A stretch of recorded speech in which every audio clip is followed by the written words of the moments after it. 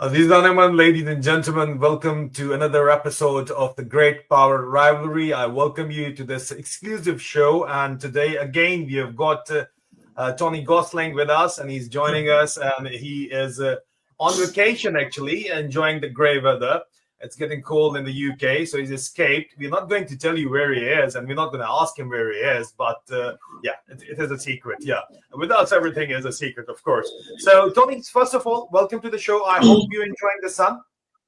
Yeah, well, the secret is I'm in Croatia. It's gorgeous here. It's actually the people are lovely. It's just generally a Catholic country, as many Southern European ones are. And you just find the locals so welcoming, so honest.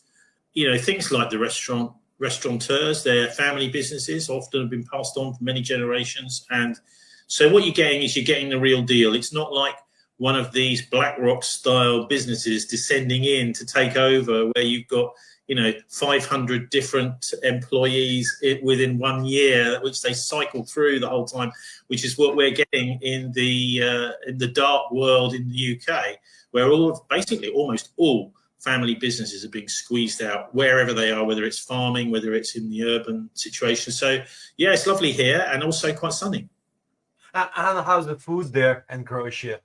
Fantastic. Look, I'm not going to moan about it. It's beautiful. And of course, it's lovingly cooked rather than to a deadline or to a price, fantastic. I really, I would recommend it to everyone and anyone, really. Just over the Adriatic, you've got Italy, which is much more in the compass of the European Union, New World Order, whatever you want to call it. And Italy is going down that corporatized fascist route, which Croatia will do, I'm sure, in years to come.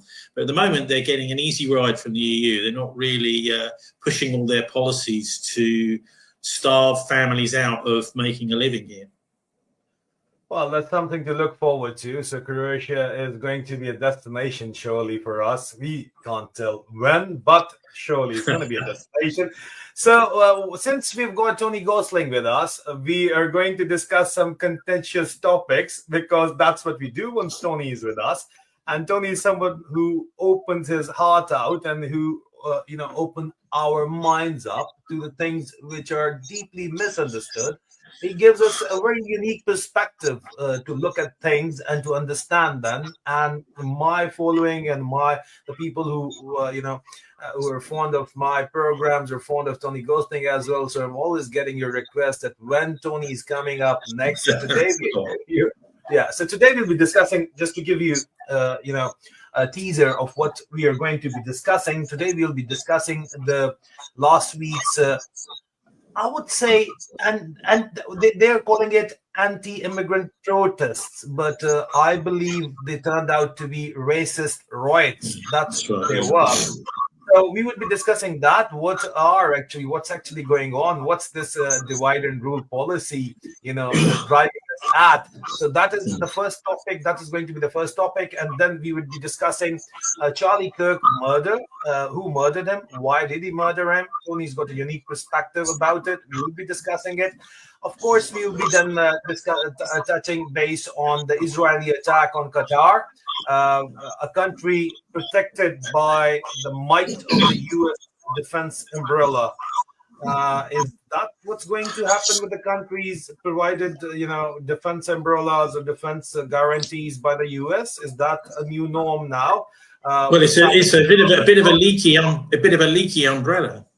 Yeah, definitely leaky umbrella. So we're going to discuss the leaky umbrella, and finally we'll touch down on what Tony calls the Chinese yin yang, and I call the great power rivalry. What's going on over there, and how the great power rivalry is playing, where Pakistan stands in the entire geopolitical scenario. The Indian role has been really popping up these days because of the tariff war, and then the Indian Prime Minister going to the Shanghai Cooperation Organization Summit. That is also a very interesting topic. So going back to the first topic, Tony, what do you make out of this anti-immigrant riots or the racist anti-immigrant protests or the racist riots? What's actually going on? What do you think about it? You're talking about in London at the weekend. Yeah. So, I mean, just for your listeners and your viewers, I was working at the BBC. This is the sort of perspective I bring. In a way, I've got a weird, unique look at all this because I started working at the BBC in the 1980s when it was a very different organisation. I think if you go back to much 80s material, documentaries, dramas, etc., you'll find it was a very different organisation. The culture that the people who are older than me working there, producers, presenters, etc., news editors, was very much a public service ethos. So the idea was the public are out there, we're on their side, and in fact, sometimes even on their side when it comes to challenging, the cabinet, the central government, etc. And that was the ethos that I was brought up with. And of course, I was covering protests in London. I was working for a station called Greater London Radio. Out doing vox pops, this sort of thing in the street at marches like this. and one of my jobs was to count them. You used to wait till everyone's gone past and do a bit of a count, so that because we knew the police lied about the numbers. And so we were there to give the public, here is Greater London Radio, GLR, BBC, here is our figures for the numbers of people there. And so I've been watching these things change over the years. And if you go back to the 1990s and 2000s, you'll find that the nationalist movements in Britain, obviously we've got Welsh nationalists, we've got Scottish nationalists, quite okay. But the English nationalists, there's been a deliberate attempt, as Nick Griffin explains, from the British BNP, British National Party. He was a former leader.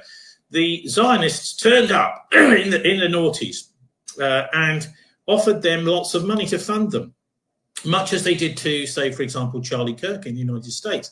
They have a lot of money to come and fund these political movements, pressure groups, etc.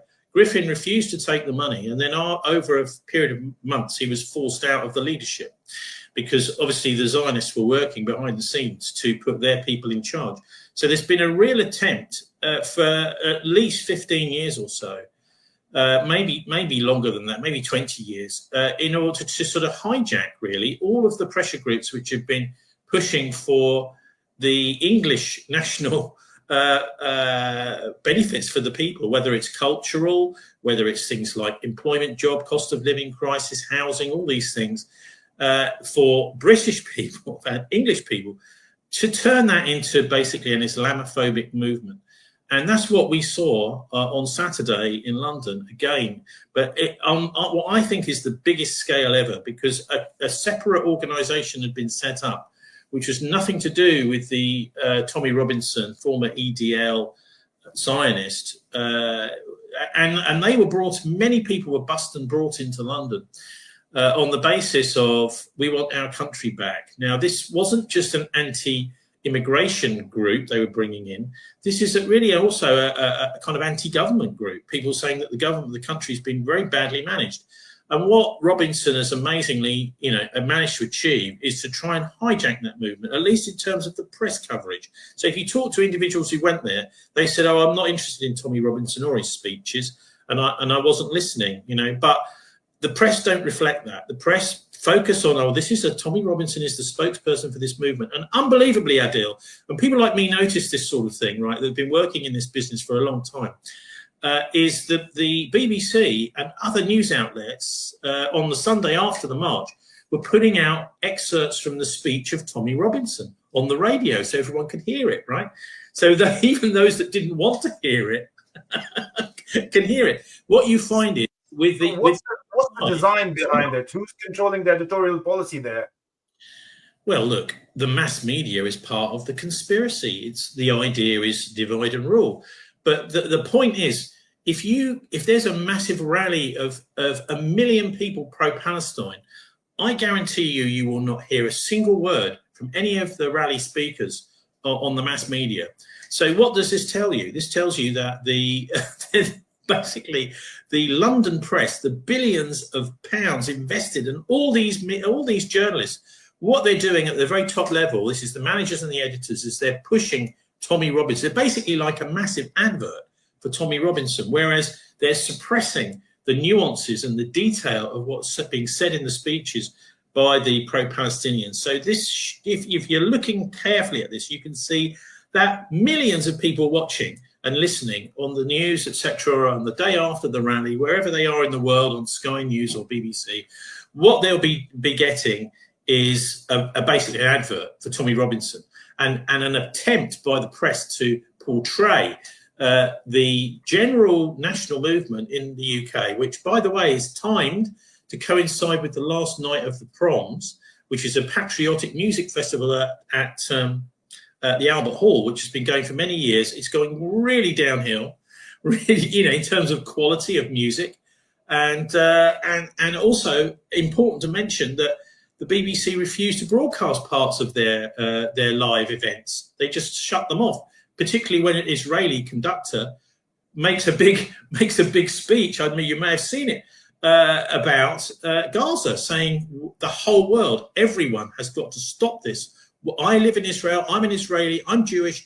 I am saying everyone has got to do something to stop what's happening, because this is destroying my country. We've got, an insurrection going on within Israel as well as in other parts of that region to get rid of this government of the Israelis. Now, the BBC didn't broadcast that. Why is that?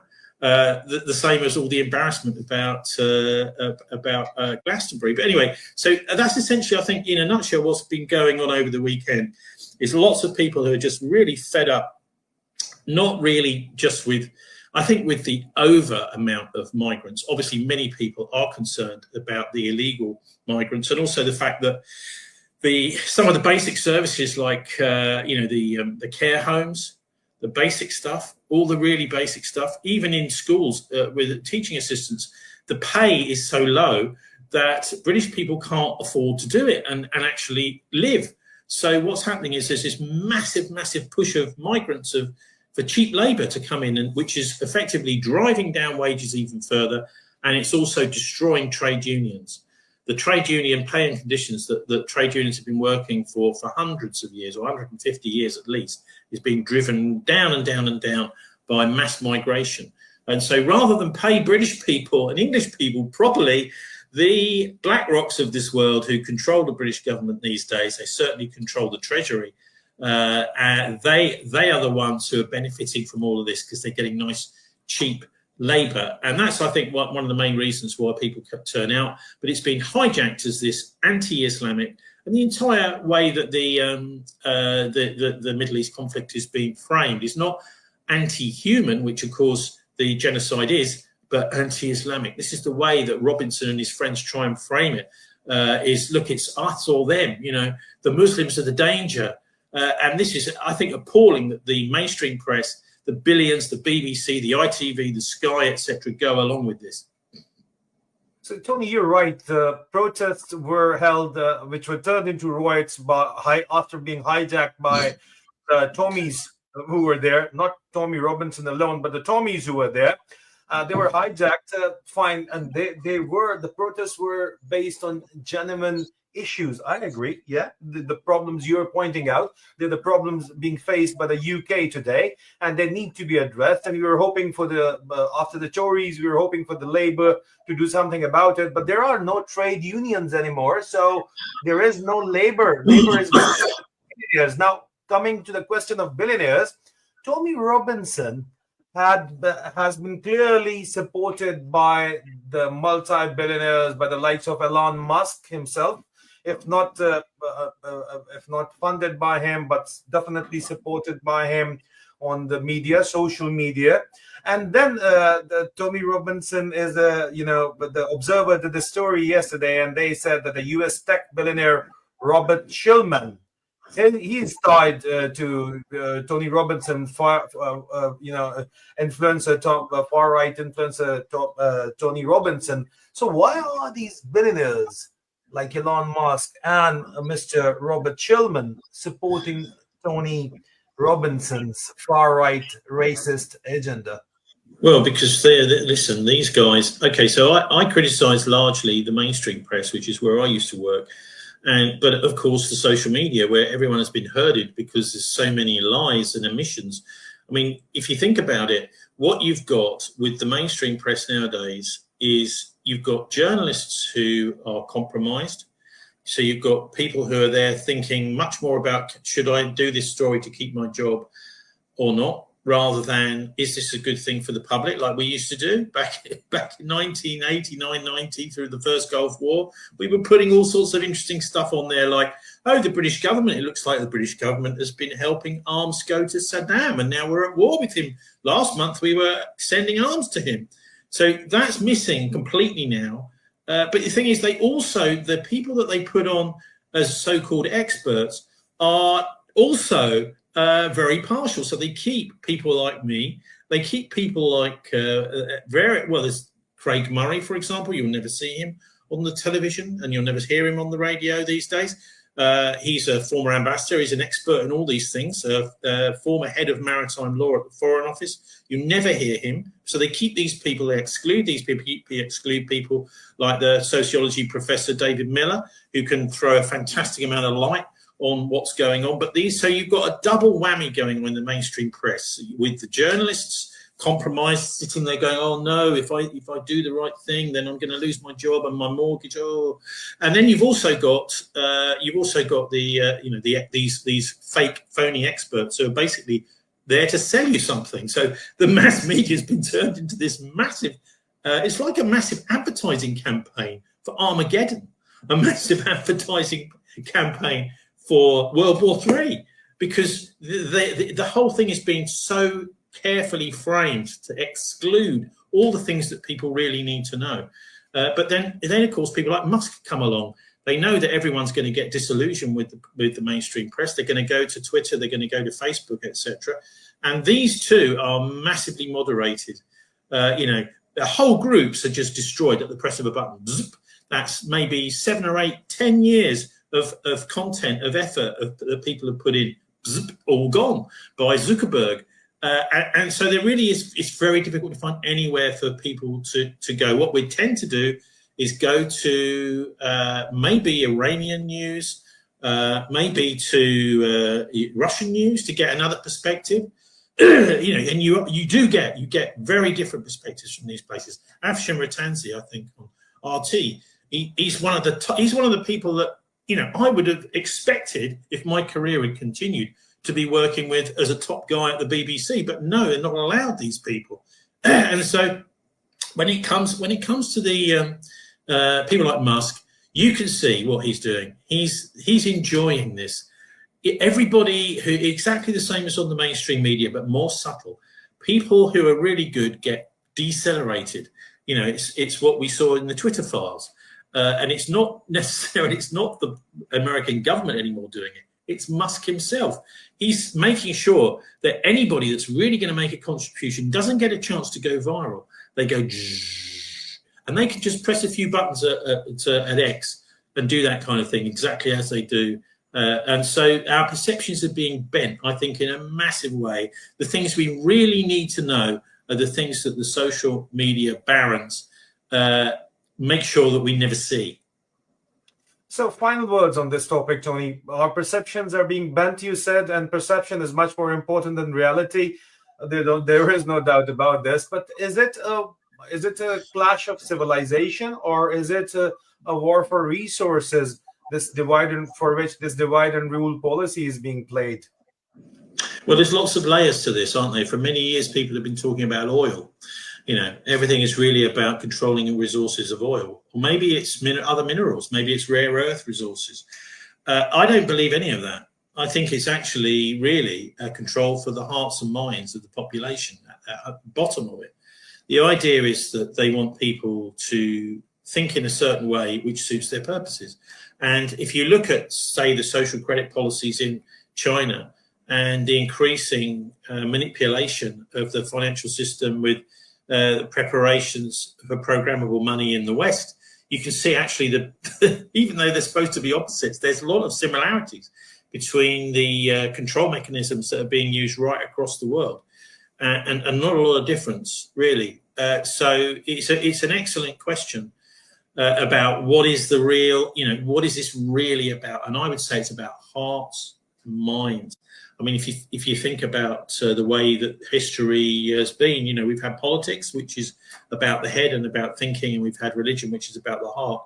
And I think that the secret rulers of the world, if you want to call them that, certainly the elites, the super rich who have pawns. And I love your introduction, by the way, with the chessboard on both sides of the chessboard. They like to control both sides of the chessboard, and then they know, when you're looking for. I mean, just as an example, we had the sacking of Peter Mandelson in Britain last week, who was the American ambassador, friend of Jeffrey Epstein. Everybody thought at the time he was appointed, the guy's a lunatic. He's what are they doing appointing him? He's mates with Epstein. Everybody knew this.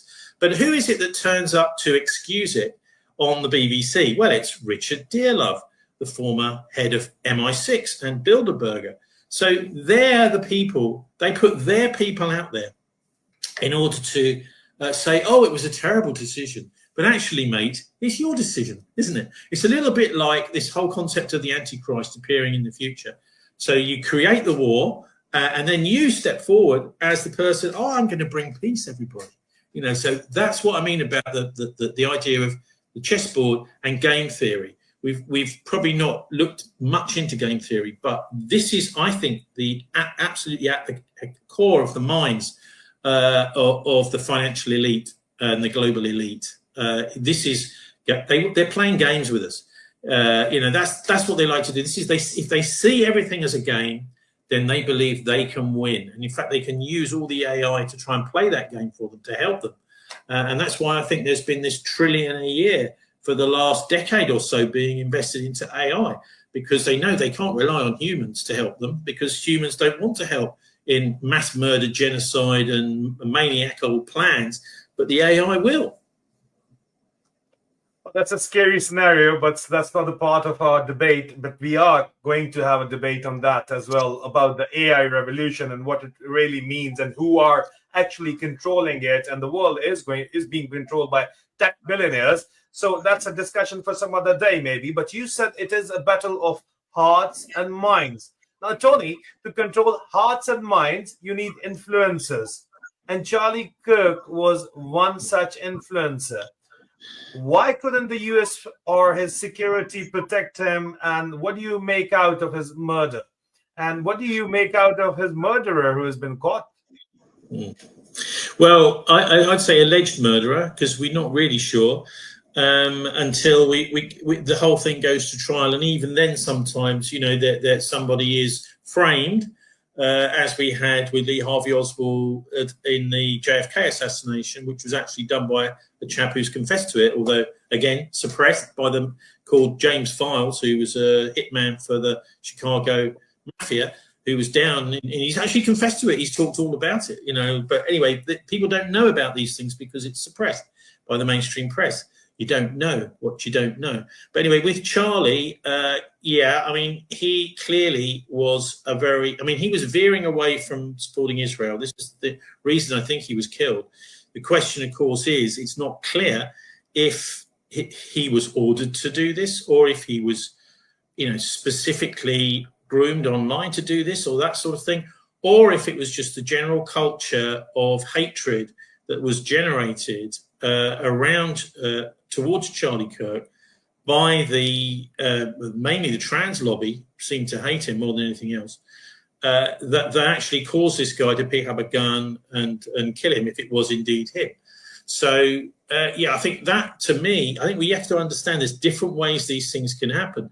So I'm shocked to see people reporting, by the way, from the march at the weekend. People are saying on camera, saying, I think Keir Starmer should be assassinated. Now, in my day, we would never have reported something like that. That piece of film would have gone off to the police, because, of course, this is incitement to murder, and it's a very serious crime.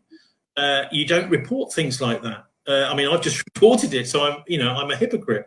But this is what's happened nowadays. It's already viral. Everybody's watching it. Yeah. Well, I know, but you see, as a responsible journalist, you don't just spread assassination threats, do you? What you do is you say, if you've got a responsible police who you trust, which that may be actually the issue here, that you hand it to the police, the guy's going to be arrested immediately for incitement to kill and incitement to murder. In fact, it would be quite an interesting and important trial. But no, it's just like clickbait, basically. So this is the way that the press and the social media has fallen. I think people like Musk relish this sort of thing. But anyway, back to Charlie. I mean, he was clear that Declassified, I think it was just the day after, or maybe 2 days after Kirk was assassinated, Declassified made it clear that Kirk had refused money from Netanyahu. So the way people like this carry on, I mean, his movement, Turning Point, started off as a grassroots movement. Obviously, then people come along and say, hey, I'd like to help you out. But they're often not just there to help you out, they're there to control and steer you. Very much like we were talking about earlier on with the British National Party Nick Griffin being steered into this pro-Israeli mode. So the very similar thing was going on with Charlie. So that declassified information from, actually, no, I think it was the Grey Zone, wasn't it? Published that.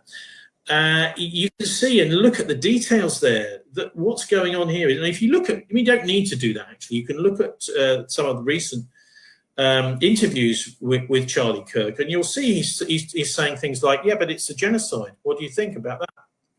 When he interviews Ben Shapiro, what about ethnic cleansing in Gaza? You know, he's focusing on Gaza. He's also saying things like, well, it looks to me as if the Israeli army maybe was stood down on October the 7th. There was no soldiers around, apparently. He said, every time I wandered around, there were soldiers everywhere. But apparently no soldiers when Hamas turned up on the doorstep. These are the sorts of things which was, I think, was getting Charlie in all sorts of trouble with the Zionist lobby.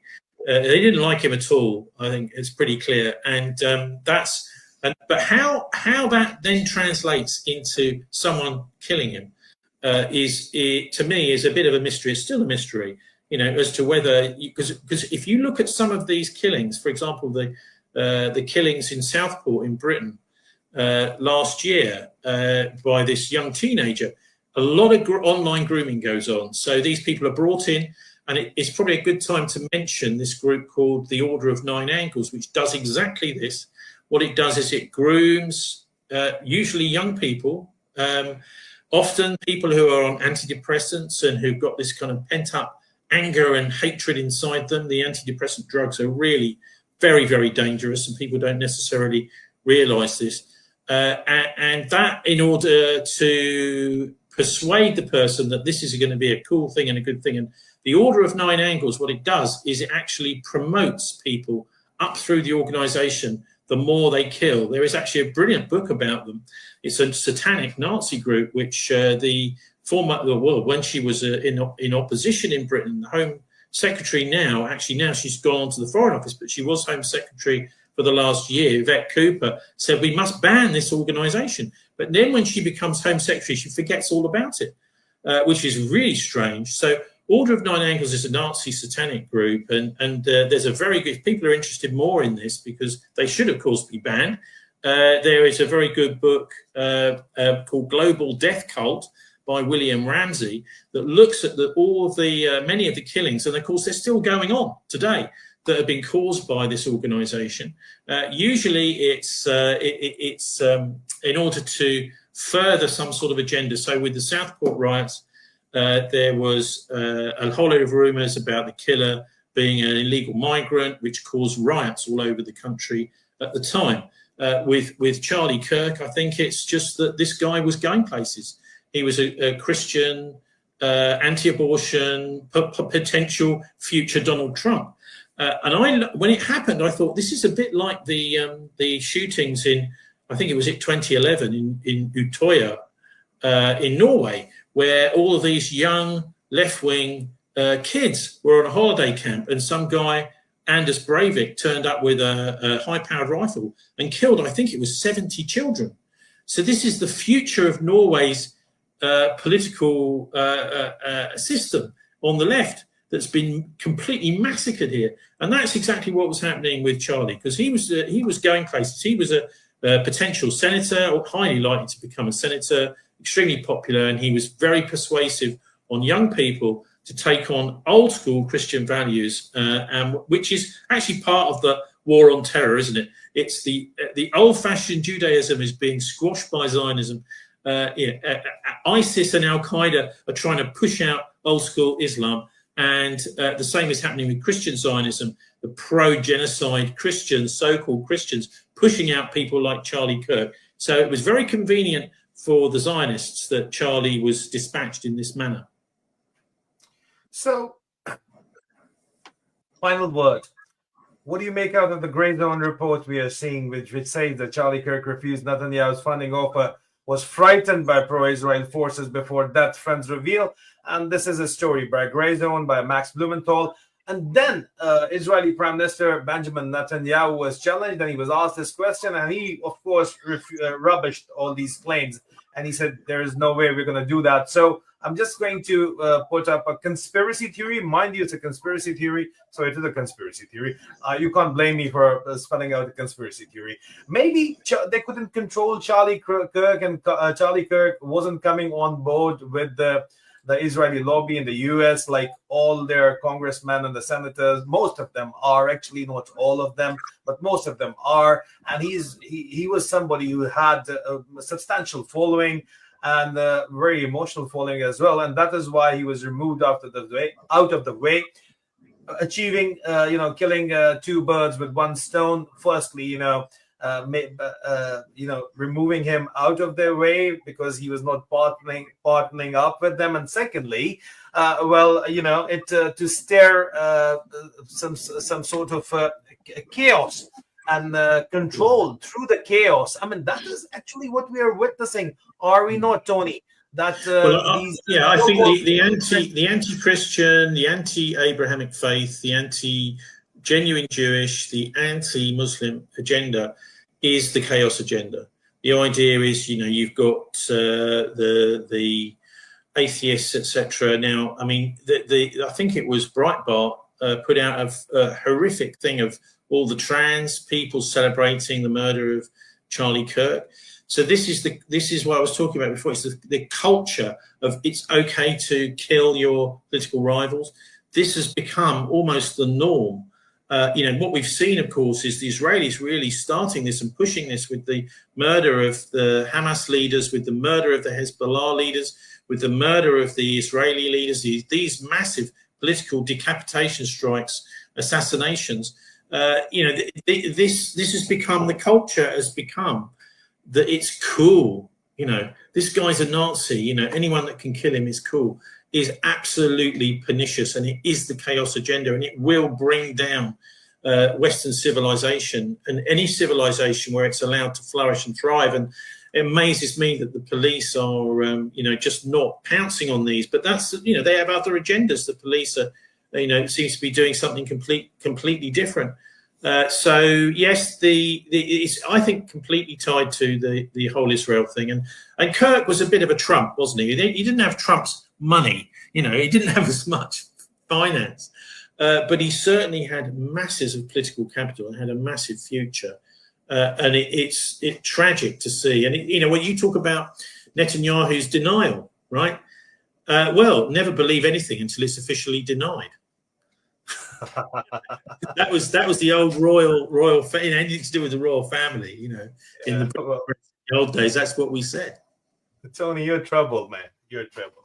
So so moving forward to relatively related topic, since we're talking about Israel, and we have been discussing Israel and the Charlie Kirk murder, and it was the Israeli Prime Minister who denied, as you said, the attack on him, the involvement on the attack on him, and the Gray Zone report that he was scared of the Israelis. Well, that is one thing. But what happened in Qatar? What happened in Doha, where the Israeli missile attack or alleged Air Force attack hit Hamas, which was hosted by Qatar. What do you make out of that in the context that Qatar had the American defense umbrella, the leaky defense security? Well, we need to see all these things. I think we need to see all these things as mafia threats. A bit like Charlie Kirk's murder is a threat to Trump. The Russians immediately came out and said that. Of course, it was ignored in the Western press. But this is a direct threat to Trump. So this attack on Qatar is a threat to the Qatari leadership. It's quite clearly the betrayal of the peace negotiations. It tells us there was never any intention to have peace, which I think most of us in journalism honestly know that the Netanyahu wants war. He needs war for his political survival. And so the other aspect of this, which I haven't heard reported, is the timing was interesting. So it came at the same time as just the day after, actually, the massive Epstein files had been released in the United States. And so instead of journalists poring over these great long lists of Epstein's pals, suddenly there's something else to talk about all day. Oh my God, the Israelis have done this. So maybe it was just literally a distraction. And Tony, who's involved in that Jeffrey Epstein files and all the the sexual scandal, we call the sexual trap scandal, honey trap, whatever you may like to call him? Well, of course, Charlie Kirk, another thing, he had been calling this out, saying, hang on, this looks like a Mossad operation to me. And this is another reason why, of course, the Israelis didn't want him to carry on saying this sort of thing at these political rallies. Who's on the Epstein files? Well, everybody's on the Epstein files. This was, I would just say one thing about Prince Andrew. He's one who everybody is sort of focusing on. Oh, gosh, look what he did.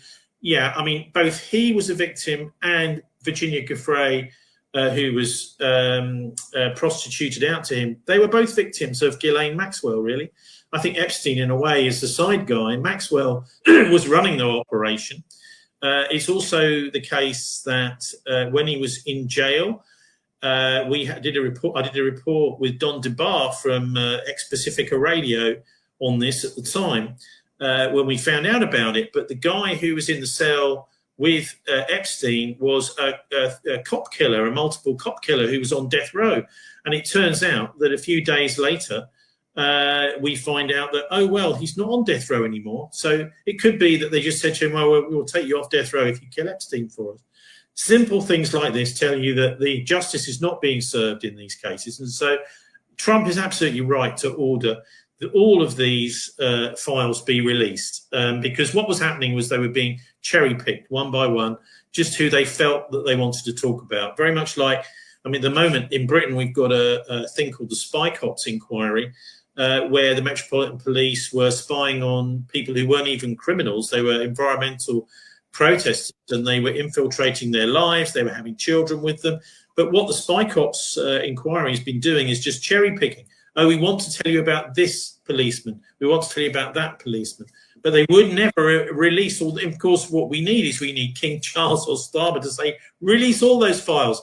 I mean, if you're going to start dropping them out one by one to the press, you've got to release all of them if they're going to be leaked. So that's my attitude with the Epstein files. It was a honey trap. The idea is you get compromat on these people on Epstein Island, you film them, either underage boys or girls or whatever, and then you just put out someone like Andrew, like they did. Actually, she was overage in British law, and they were both victims of this sting. But Andrew is being hung out for the whole world to see. And, of course, everybody that went to Epstein Island will look at Andrew and go, God, look what they've done to him. They've destroyed him. Maybe they'll destroy me if I speak out. I better do what I'm told. And this is a mafia blackmail operation run by the Israelis, in my view. So, Tony, moving back to the Israeli attack in Doha, Qatar, a place which has got, which is hosting the U.S. bases, which has got world-class security infrastructure, and which has got almost, and it is hosting the regional headquarters of the United States CENTCOM as well. And now. And Al Jazeera is an extremely important part of what is that Qatar. But it's part of the Abraham Accord as well. And the response has been very homeopathic, to say the least. I mean, they're not going to use all those defense umbrellas, and they're not going to use anything like that. But seeing the opportunity, trying to capitalize on it, the Pakistani Prime Minister, he dashed to Qatar, offering them a security umbrella. Now, if the American security umbrella is not working for Qatar, would the Pakistani security umbrella work for them. Just imagine. So there is all sort of circus going on in Doha. But do you think that Qataris who actually own almost the major icons in London and the biggest investor in the UK, and they've got investments in Israel, in Tel Aviv, and the Israelis got investments in Qatar. Do you think there was an understanding behind this attack, and they're just telling us another story, whereas behind closed doors there was an understanding already? And what do you make out of the security umbrella of the US and other countries like Pakistan offering these umbrellas? Well, look, that's a great question. I wish we had this sort of thing asked on the live Sky News or BBC around the world, because that is the ultimate question. Did they know? And of course, these diplomatic channels often are used behind the scenes. We're going to do this, we're going to do that. Is that okay? Yes, it's okay. And we'll do a deal behind the scenes, a diplomatic deal of some sort, which the public are never privy to until sometimes a long time after the event. This happens. I think one of the best things you can do in situations like that, particularly with oil states and oil-rich states, is look at the oil price. So were the markets being spooked by this? So, is this like one attack? It might be more attacks. Is this going to affect the oil price? Because the markets always know the inside information. There's massive amounts of insider trading and insider dealing. It's completely like open season on this. And so if you look at the oil, I don't know what happened to the oil price last week but if the oil price just completely carried on as normal, then there was a deal done behind the scenes, and that they knew that this wasn't going to escalate any further. Yeah. So the oil prices did not fluctuate too much. They stayed, no, I don't know. They didn't. So there was a deal, it means. I think possibly, yeah. And there's a certain thing is kind of spoon fed out to the public, and it might be just as simple. I mean, I've really no idea about I'm not there in those. Love to be a fly on the wall. I'm sure you would too. But what we can do is just use a bit of educated guesswork from decades of experience of watching these events take place and unfold, and then often finding out afterwards. A little bit like the Iraqi invasion of Kuwait. At the time everyone was shocked, but then we found, the Americans told Saddam, April Glasby, the ambassador, you can invade, no problem. Just we don't mind behind the scenes. But of course, it was a trap and a trick that Saddam Hussein fell into back in 1989. But so that with a bit of experience like this, I think you can kind of work out a little bit about what's going on behind the scenes. So was it the case when Osama bin Laden was assassinated? I was a serving army officer, and I believe it to be the case.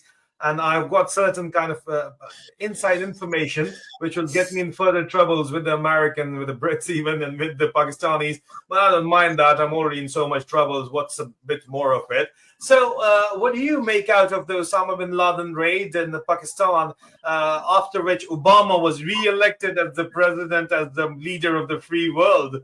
What do you make out of that? Well, it was a bit like the theatre in the Falkland Islands, wasn't it, with Margaret Thatcher getting re-elected after that. So my understanding about bin Laden is he had some quite serious kidney illness around about 2000, 2001 when the 9/11 attacks happened. And it could be that he did not survive very long after that. I think it was the American hospital in Dubai that said that bin Laden was having a serious operation at the time. So where exactly he died, I'm not sure, but I think he probably was completely. There was this amazing hunt for bin Laden, wasn't there? Very dramatic.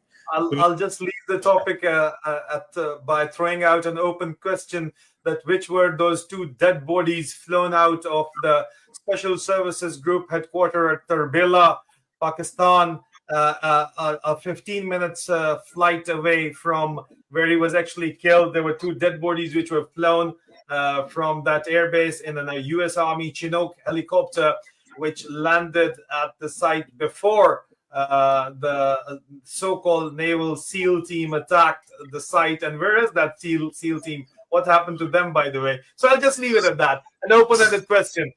Well, listen. 9/11 is such an important event because we know Building 7 collapsed. This is just some basic problems, with massive problems with the whole narrative. But what people often miss, and one of the best people on this, by the way, if people are interested in reading up on it, is Christopher Bollin, an old photographer friend of mine who I used to cover the Bilderberg conferences with, did a book called Solving 9/11. And he looks at some interesting things, such as the flight with all these Israelis on, which is the only airliner that left the United States on 9/11, special permission. I don't know, they could have stayed a day. That would have been, less obvious. But no, all these Israelis decided after the 9/11 attacks, they were going to jump into a plane and head back, and they got special permission to head back. And my former prime minister was over there at the time, which many people don't realize. And, things like the threats to Bush when he was in his aircraft, Angel is next. So unless you do X and Y, your plane is going to be shot down now. So there's a lot about the 9/11 attacks to unravel, but the main point was to set the scene for the 21st century. It seems to me this is the project for the new American century, is we're going to be going anywhere we want in the world where we think there's some sort of enemy. This is the new America, the Pentagon, the 7 countries in 5 years. We're going to go after all these. And of course, this has led to where we are today with Gaza, the balkanization of the Middle East, and the actual fueling and helping of this horrific, atrocious terror state that not only are the Israelis themselves criticizing, but the whole world is starting to say now this has got to stop, including, some wonderful Israeli composers speaking at the Royal Albert Hall as part of the BBC Proms. No, he's a conductor, not a composer. But, there is a whole climate out there now pointing at Gaza and saying, stop this guy, stop him now. Otherwise, this is going to spread like a cancer, like a virus across the world. Yeah, well, once you were talking about 9/11, and once Michael Moore made Fahrenheit 9/11, he was being rubbished by everyone. And he was, all the efforts and all the money was thrown at to turn it into a conspiracy theory. But now we've got people like Tucker Carlson speaking about it, and we can only pray and hope for his safety. But moving forward, you talked about the 7 countries, so the Pakistan is part of those 7 countries, isn't it, Tony? No, I don't think so. No, I think it was, if I can remember, it's Libya, Syria, Lebanon, Iraq, Iran. Anyway, it was Wesley Clark speaking actually around the time of the 9/11, not long after the 9/11 attacks, the General Wesley Clark. Pakistan is, Tony, a nuclear country. Why would they not go after Pakistan? I know the answer. I want to pick your brains up about it. Well, I mean, you don't go after nuclear countries, do you? I mean, that doesn't make sense. You're going to countries whose regime is cooperating with you and who can be controlled. And yeah, I think that may be why Pakistan wasn't on the list. I don't remember exactly. You may be right, honestly, but it was actually on the list. There was this U.S. Defense General published. It was a Lieutenant Colonel. I don't remember his name. Wesley Clark is the guy. General Wesley Clark. Yeah, he just gave an interview where he talked about being told by one of the top Pentagon guys. I can't remember now. It's not sort of. Oh, it's Rumsfeld. Could be Rumsfeld about this, but this is a clear plan to balkanize the Middle East, a little bit like happened with the attack on Yugoslavia in the 1990s, to destroy it basically, and then to use that to expand into a greater Israel. This has been the plan for a very, very long time, and of course, it's an absolutely horrific, disgusting thing that needs to be exposed. I think it was one of the U.S. generals in one of the just trying to remember what it's called. There's an actual plan for it. I mean, you can look it up and see this is what they're planning to do. Maps of the old Middle East and the new Middle East. So this has been on the cards there for a long time, and one of the main groups of people pushing it have been CENTCOM, as you said, based in Qatar. So that's what this has been about over years. But of course, it goes a long way back, and it goes back to the hearts and minds. The idea is to occupy the Holy Land, occupy the areas of Islam, Judaism, and Christianity, and then sort of try and control that bit of real estate to control the hearts and minds of the world. Yeah, well, coming back to the region, why I'm talking about Pakistan, there is an active plan, and you were rightly just pointing out about the Balkanization of Pakistan. Balkanization of Pakistan sets very well in this plan because Pakistan is at a strategic place which links up India or Asia with Central Asia, where the energy corridor is, and then the most important thing is China. And we've only got 10 minutes left. You had already warned me. So coming back to the final topic of the Chinese yin yang, Tony, firstly, Pakistan is playing both sides, and they're trying to travel on both the ships at the same time, which is not possible for very long, but they've somehow been managing it for 75 years. Do you think they would be able to manage it, firstly? And secondly, do you think Chinese are in a position to offer themselves as an alternative to the United States in the great power rivalry? Oh, look, this is why Imran Khan is in jail, because he chose a far more sensible route, which is ally yourself with Russia, ally yourself with a third force and a surviving third force. This is what any sensible country, I think, in the world will be now looking at, is you need to be somehow linking up with, the coming conflagration, however it comes out, is obviously going to be somehow between the United States and China, United States with Europe against China.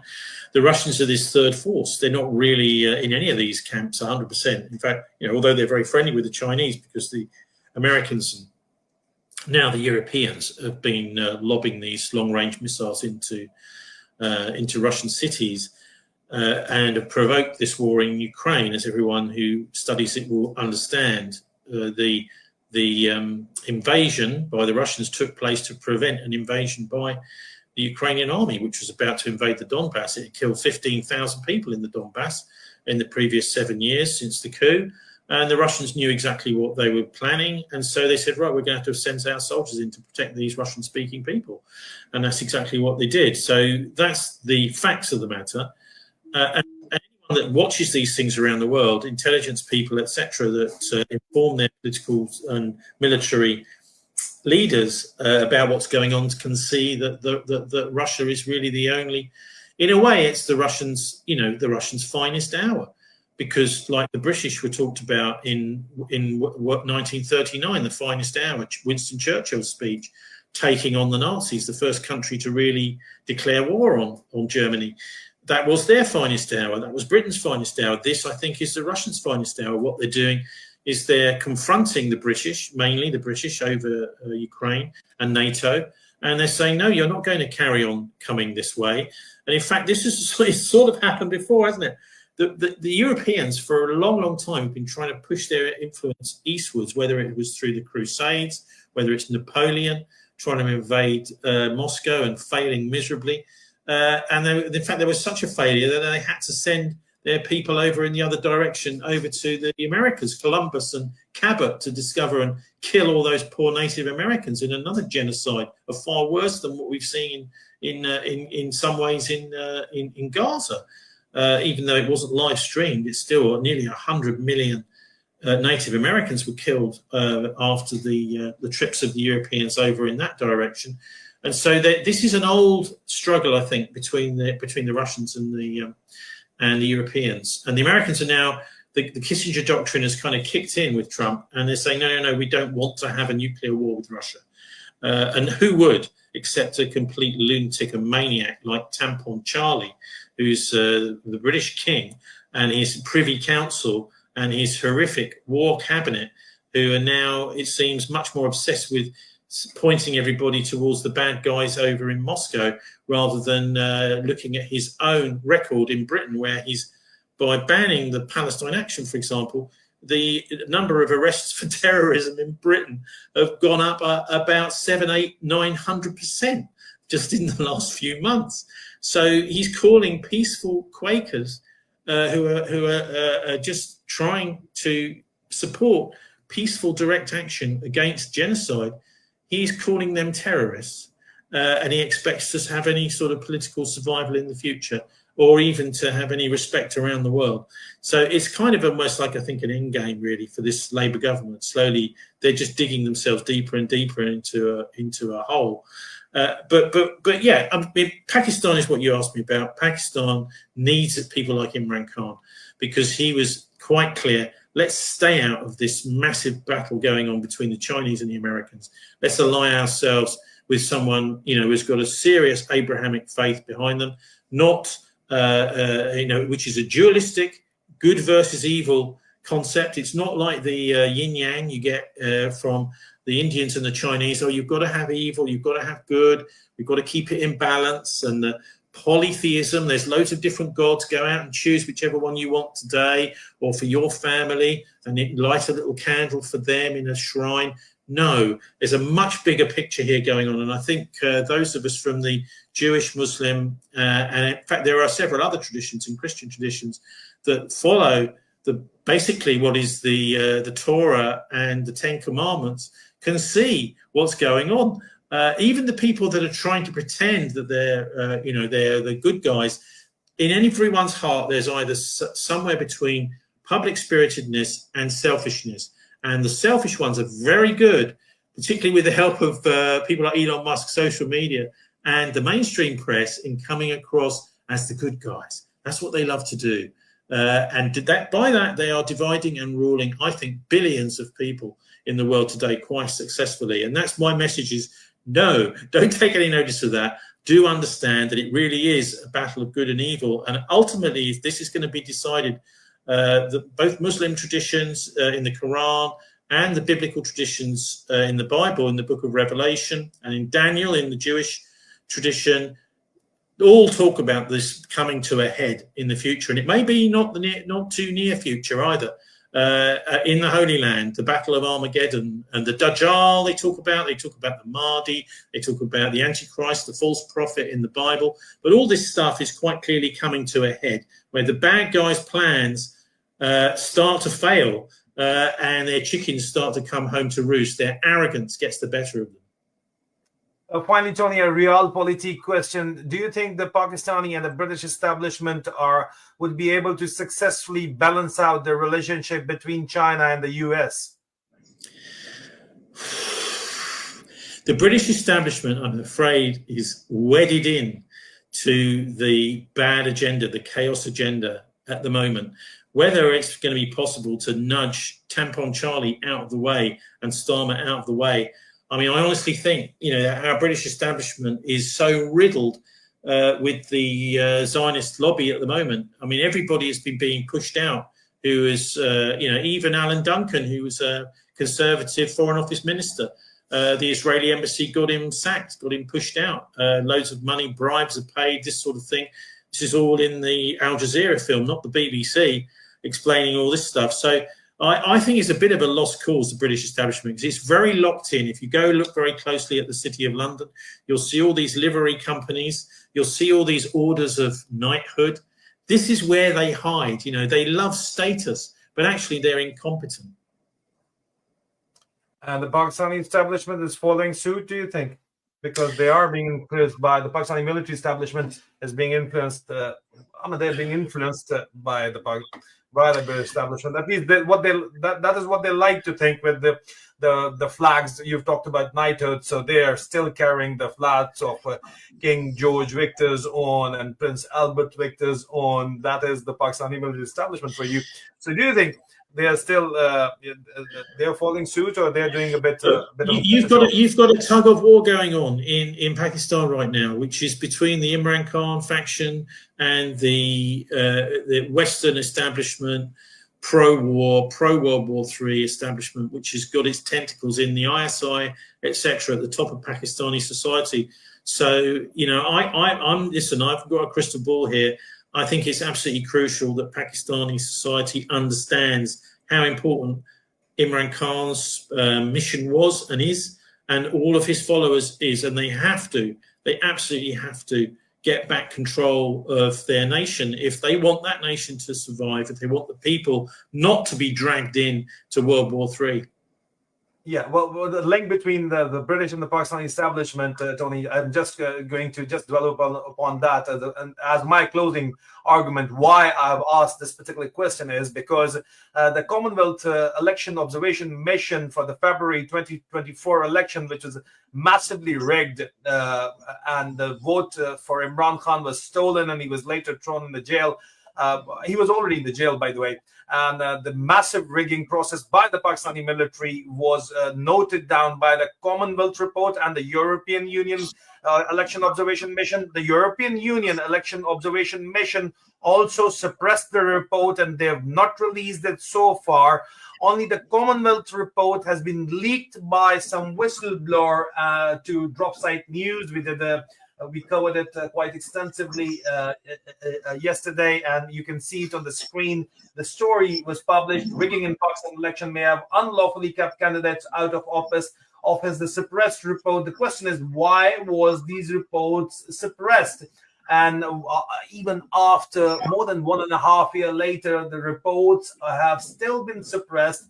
The full reports have now been leaked. Why the British establishment and the European Union establishment is supporting the Pakistani military junta and suppressing 250 million Pakistanis? And how do you expect the Pakistani population, the masses, 90% of the Pakistanis, 80%, more than 80% who voted for Imran Khan, to see you in a favorable light? It is something for you to think about. Look, let me just explain what I think needs to happen in Pakistan. The leadership in the army needs to understand they're being conned. They're being conned.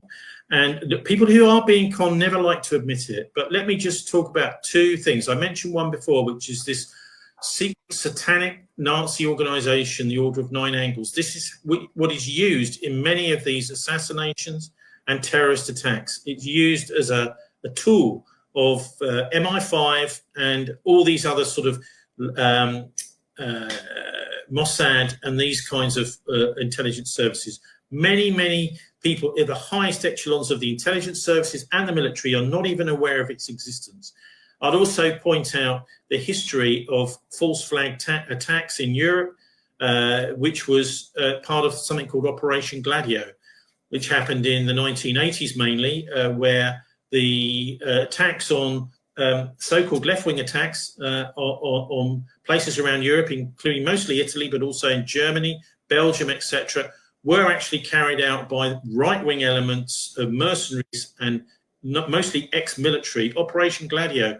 And there's a brilliant series on Gladio, one of the best documentaries, and all of your leadership in Pakistan need to watch it.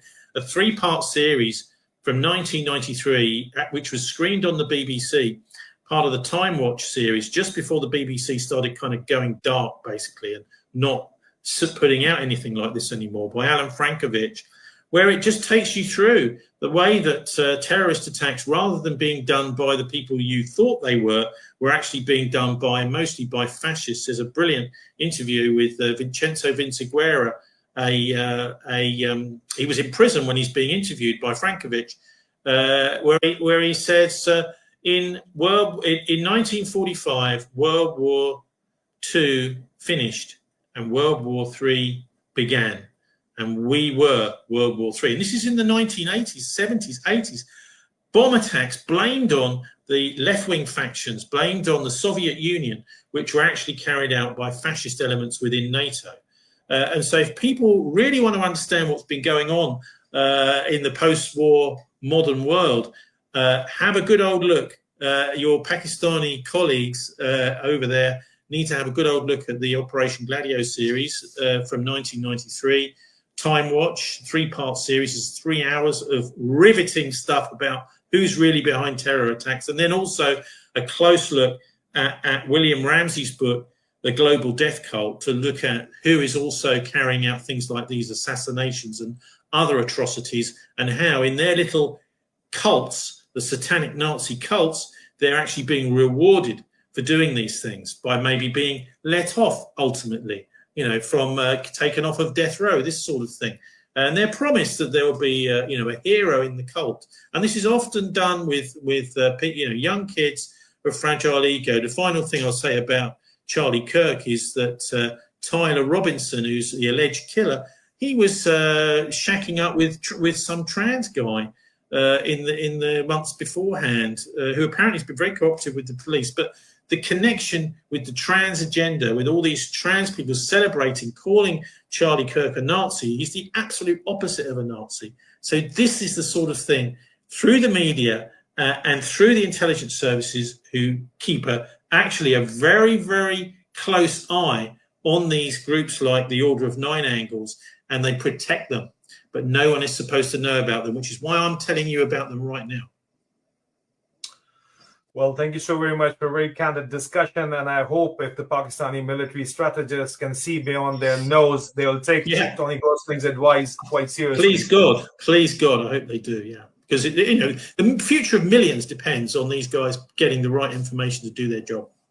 Yeah, that's true. Thank you, Tony. Thank you for this fabulous session. And thank you so very much, ladies and gentlemen, for watching us. And please share this video. This will be available and you're watching it. This will be available publicly on the 16th of September at 5 p.m. British Summer Time. Take care. Thank you, Tony. Okay, Adil Raja, bless you, man, and your audience. Bless you too, Tony. Enjoy your holidays. Enjoy Croatia. See you once you're back. Okay. Yes, sir. Bye-bye. Cheerio.